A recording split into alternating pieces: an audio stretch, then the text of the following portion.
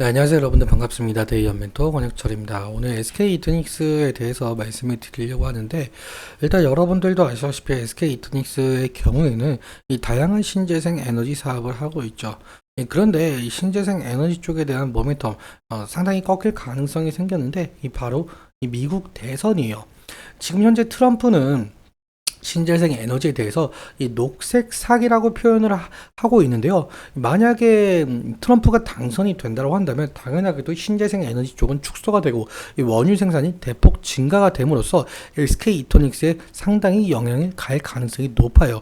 그래서 오늘 이 트럼프가 어떠한 이야기를 꺼냈는지 한번 살펴보도록 하고, 그리고 여러분들께서 이 SK 이토닉스에 대해서 궁금한 점이 있다라고 한다면 꼭 댓글 남겨주셔가지고요, 제가 그 댓글 하나하나 읽어보고 궁금증들 모두 풀어드리려고 하니까요, 꼭 남겨주시면 정말 감사할 것 같습니다. 그러면 본론으로 바로 들어가 보도록 할게요. 일단 SK 이토닉스 같은 경우 풍력, 연료전지, ESS, 태양광 등등 다양한 신재생 에너지 사업을 하고 있는데요.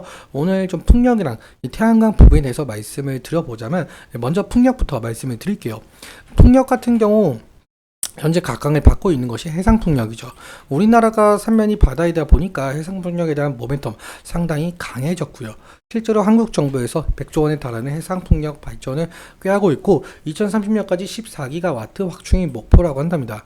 이것은 비단 한국뿐만 아니라 러시아, 우크라이나 전쟁, 그리고 아쿠아일로를 걷고 있는 이 중동 정세로 인해서 전 세계적으로 천연가스나 석유 같은 자원들이 공급망이 좀 약화가 되면서 신재생 에너지 쪽에 대해서 좀 부각을 받았다. 이 중에서 해상풍력 발전을 하는 나라가 많아졌고요.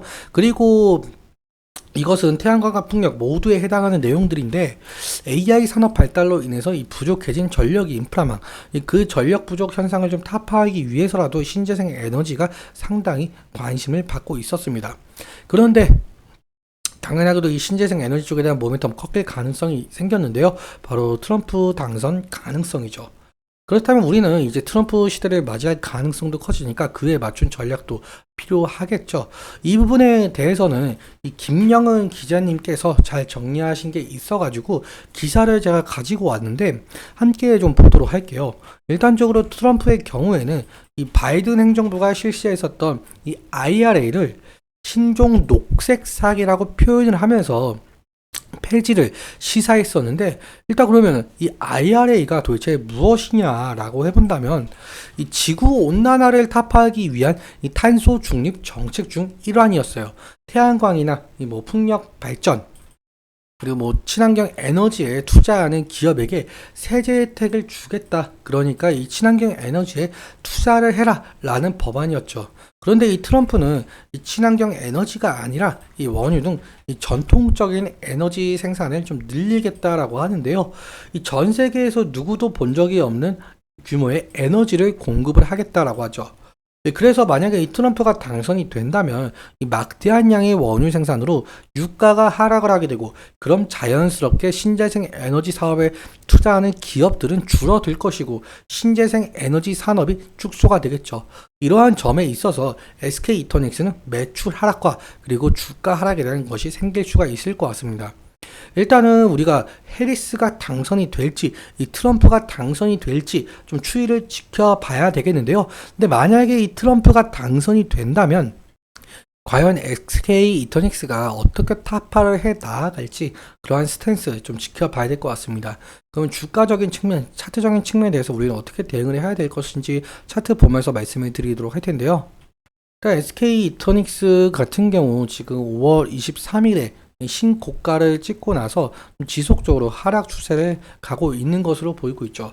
아무래도 이 트럼프 리스크로 인해서 하락을 하고 있는 것 같은데요. 일단 지지라인 같은 경우는 이 부분을 말씀을 드릴 수가 있을 것 같습니다. 오늘과 그리고 저번 주 금요일, 그리고 7월 3일이죠. 7월 3일 이 가격 레인지가 지지라인이 될 가능성이 상당히 높을 것 같고요. 만약에 이 가격 레인지 이탈하게 된다면 계속적으로 하락할 가능성이 있으니까 그런 점에 있어서 리스크적인 관리는 필요할 수 있을 것으로 보이고 있죠. 그리고 만약에 이 부근 지지해 주면서 다시 상승을 해주면 좋겠지만, 만약에 상승을 하더라도 이 강한 거래 대금이 없다면 이 저항대 결국 돌파를 해주지 못하고 다시 하락할 가능성이 생기거든요. 그러니까 우리가 저항대를 바라볼 수가 있는 구간이 이 부분이라고 말씀을 드릴 수가 있을 것 같습니다. 과거에는 지지라인이었지만 지금은 주가가 한참 밑에 있으니까 이제는 돌파를 해야 될 구간으로 보이고 있죠. 만약에 이 구간 돌파를 해주지 못하고 이렇게 하락을 하게 된다면 다시 이 부분에서 지지가 일어난지 좀 지켜봐야 될 것 같고요. 만약에 다시 돌파를 해준다라고 한다면 상승 추세로 넘어갈 가능성이 높으니까 이런 점 염두에 두시면 좋을 것 같습니다. 수급적인 측면 함께 살펴보자라고 한다면 SK 이터닉스 한 달 기준으로 볼게요. 오늘은 15,000주 정도 개인이 매도가 나왔고요. 그리고 외국인 같은 경우 27,000주 매수가 나온 것을 확인을 할 수가 있죠. 그리고 기관 같은 경우 3,100주 매도가 나왔는데 투신에서 어느 정도 매도가 나왔다 라고 볼 수가 있겠죠. 그리고 저번 주 금요일이죠. 저번 주 금요일에는 개인이 81,000주 매수가 되었고 외국인은 60,000주 매도, 그리고 기관은 19,000주가 이렇게 매도가 되었는데 그 중에서 투신에서도 매도가 나왔다. 현재 투신의 매도세가 어느 정도 상당해요. 뭐 어떤 것 때문에 매도를 하고 있는지 모르겠지만 현재 투신에서의 매도세가 좀 상당하다 보니까 만약에 매도세가 진정이 된다고 한다면 SK 이터닉스 주가 흐름 어느 정도 긍정적으로 흘러갈 가능성이 있겠죠.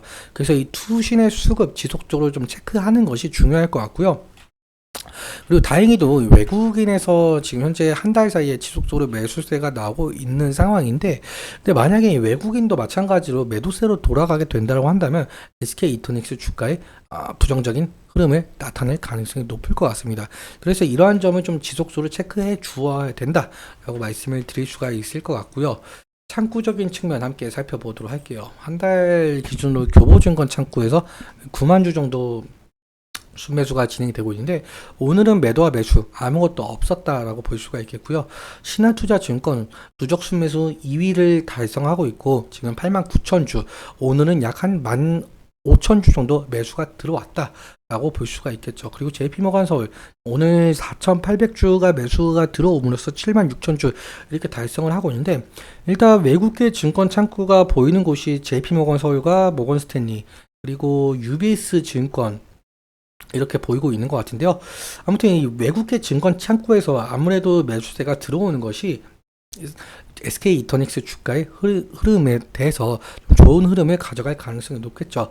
그래서 외국계 증권 창구의 매수세 좀 지속적으로 살펴보는 것이 중요할 것 같다라는 말씀 드리면서, 오늘 말씀드린 내용과 차트적인 부분에 대해서 제 개인적인 견해가 많이 껴있다 보니까 여러분들의 주관적인 견해와 함께 투자를 현명한 선택하셨으면 좋겠습니다. 오늘도 시청해주셔서 감사하고 지금까지 데이언 멘토 권혁철이었습니다. 감사합니다.